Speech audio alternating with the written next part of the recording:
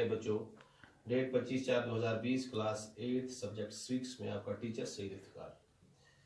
Topic हमारा आज का है इंडियन कॉन्स्टिट्यूशन।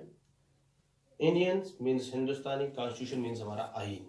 1947 से पहले हम अंग्रेजों के गुलाम बने हुए थे। जब हमने आज़ादी ली उनसे तो हमने अपना एक कॉन्स्टिट्यूशन बनाया, उसका नाम रखा हमने इंडियन कॉन्स्टिट्यूशन। अब इंडियन कॉन्स्टिट्यूशन है क्या, इसके बारे में हम डिटेल्ड इस चैप्टर में पढ़ेंगे। इंडियन कॉन्स्टिट्यूशन जो है इस सेट ऑफ फंडामेंटल रूल्स है बाय विच ए स्टेट और a country is government. Constitution जो है इस सेट है हमारे बुनियादी हकूकों का, जिससे एक स्टेट और या एक कंट्री चलती है। स्टेट मीन्स रियासत, कंट्री मीन्स मुल्क। स्टेट का हेड होता है चीफ मिनिस्टर और कंट्री का हेड होता है प्राइम मिनिस्टर। फिर मैं आपको बता दूं, एक constitution is a set of fundamental rules by which A state और ए कंट्री इज गवर्नमेंट, जिसे गवर्न की जाती है, उस पे हुकूमत की जाती है। उसको रूल्स और रेगुलेशन, उनका एक सेट बना है उन फंडामेंटल रूल्स का, उसको हम कॉन्स्टिट्यूशन बोलते हैं। हमने द इंडियन कॉन्स्टिट्यूशन जो हमने अडॉप्ट किया हुआ है, यह हमने किया है 26 नवंबर 1949 को।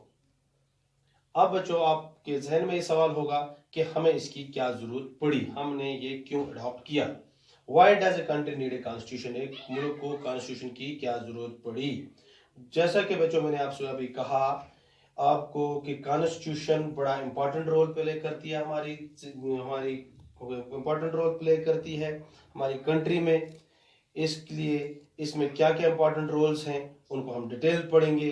सबसे पहले हम ये पढ़ते हैं, एक कॉन्स्टिट्यूशन जो हमें है, constitution tells us about the fundamental laws of our society.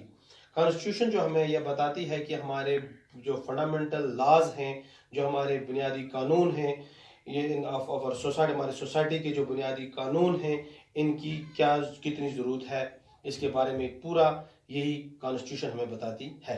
It is a relation between citizen and the government, ये हमें बताती है हमारा और गवर्नमेंट में का आपस में क्या रिश्ता है, हमारे उन पे क्या, हमारे कौन से हकूक हैं, उनके कौन से हकूक हैं, वो हम पे किस तरह गवर्नमेंट चलाएंगे, हम सिटीजन, हमें उनके रूल्स और रेगुलेशन को कैसे फॉलो करना है।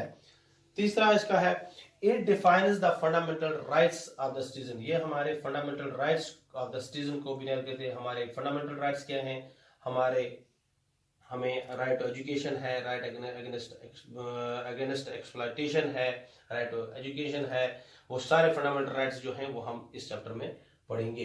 It ensures that a dominant group does not use its power against less power people, कि ये हमें इंश्योर करता है कि कहीं जो हमारे पावरफुल ग्रुप है ये अपने गलत पावर को इस्तेमाल नहीं कर रहा है उनके खिलाफ जो लेस पावर पीपल हैं, जो कम ताकतवर लोग हैं, उनके खिलाफ। अब हम इसके पढ़ेंगे की features of the Indian constitution. Indian constitution के की फीचर्स क्या हैं। सबसे पहले इसमें आता है फेडरलिज्म, इसमें फेडरलिज्म आता है। दूसरा इसमें आता है पार्लियामेंट फॉर्म ऑफ गवर्नमेंट। तीसरा आता है इसमें सेपरेशन ऑफ पावर्स। चौथा आता है इसमें फंडामेंटल राइट्स। पांचवा आता है इसमें सेक्युलरिज्म। सबसे पहले federalism. Federalism means division of powers. जो डिवीजन ऑफ पावर्स है, जैसे इसमें सेंट्रल गवर्नमेंट है, स्टेट गवर्नमेंट है, पंचायती राज है, वो सब हम पढ़ेंगे फेडरलिज्म में। उसके बाद आ जाइए आप parliament form of government. Parliament form of government में हमें अपना नुमाइंदा चुनने का डायरेक्ट हमें चांस मिलता है, हम वोट कर सकते हैं, कोई हमें ये जोर नहीं लगा सकता, हमें प्रेशराइज नहीं कर सकता कि आप उसको चुने या इसको चुने, जिसकी हम जो हमारी मर्जी होगी हम पार्लियामेंट फॉर्म ऑफ गवर्नमेंट में उसको अपना नुमाइंदा चुन सकते हैं। नेक्स्ट है separation of powers. Separation of powers तीन किस्म के होते हैं।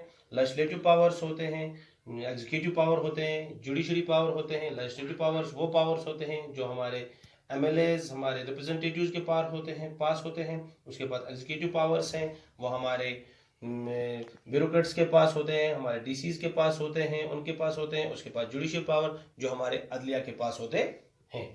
उसके बाद राइट्स हमारे हैं, फंडामेंटल राइट्स के बारे में हम पढ़ेंगे। हमारे जो बुनियादी हक है, हमें पढ़ने का जो हक दिया गया है, हमारे हम पे कोई ज्यादती तो नहीं कर रहा, उसको वो हक दिए गए हैं, वो सारे जो फंडामेंटल राइट्स हमारे हैं वो इसमें पढ़ेंगे।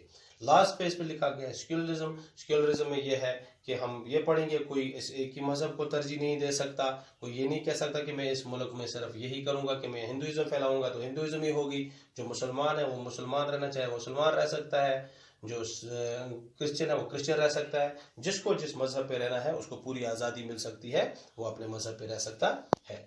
बच्चों, मुझे उम्मीद है कि आपको ये यहाँ तक पूरा समझ आया होगा आज का क्लास। आज हमने यही पढ़ा, एक दफ़ा फिर मैं आपको बताता हूँ। कॉन्स्टिट्यूशन हमारा हमने अडॉप्ट किया 26 नवंबर 1949 को। कॉन्स्टिट्यूशन जो है ये सेट ऑफ फंडामेंटल रूल्स है जिससे स्टेट या हमारा सेंटर, जिसको हम कंट्री बोलते हैं, वो चलता है। इसकी क्या क्या इंपॉर्टेंस है, ये हमें कॉन्स्टिट्यूशन में क्या बताता है, कौन से लॉज देता है, इसने सिटीजन और गवर्नमेंट के बीच में क्या रिश्ता है वो समझाया। ये हमें उसके बाद fundamental rights of the citizen बताता है। ये कहीं डोमिनेंट ग्रुप, कहीं जो लेस पावर पीपल है उनको सता तो नहीं रहा, ये पावर्स इन सबको क्लियर करता है। उसके बाद हमने फेडरलिज्म पढ़ा, पार्लियामेंट गवर्नमेंट पढ़ा, सेपरेशन ऑफ पावर पढ़ा, फंडामेंटल राइट्स पढ़ा, सेक्युलरिज्म पढ़ा। इनको हम कल की लेसन में, कल की क्लास में इंशाल्लाह डिटेल्ड पढ़ेंगे आगे। तब तक के लिए खुदा हाफिज।